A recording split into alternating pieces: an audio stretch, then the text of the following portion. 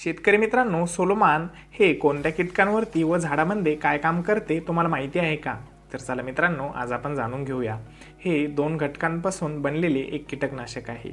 याच्यामध्ये इमिडाक्लोप्राइड व बीटा सायक्लोथ्रिन हे 2 घटक आपल्याला पाहायला मिळतात.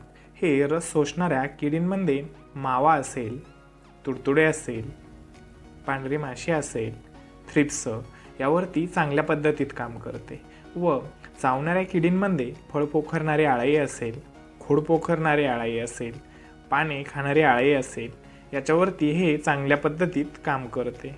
मित्रांनो, यामधील इमिडाक्लोप्राइड हे सिस्टेमॅटिक पद्धतीने काम करते, म्हणजेच हे अंतर्प्रवाही पद्धतीने काम करते, जे झाडाच्या आत राहून झाडाचे रक्षण करण्याचे काम करते.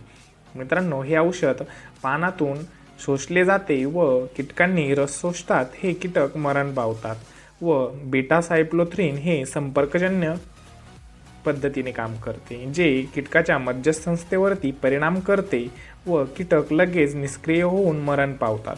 मित्रांनो, याचा वापर कोणकोणत्या पिकांमध्ये जास्त प्रमाणात केला जातो? कापूस असेल, मिरची, वांगी, टमॅटो, भाजीपाला व फळपिके याच्यामध्ये याचा वापर जास्त प्रमाणात केला जातो. मित्रांनो, याचे प्रमाण पिकानुसार बदलत असते.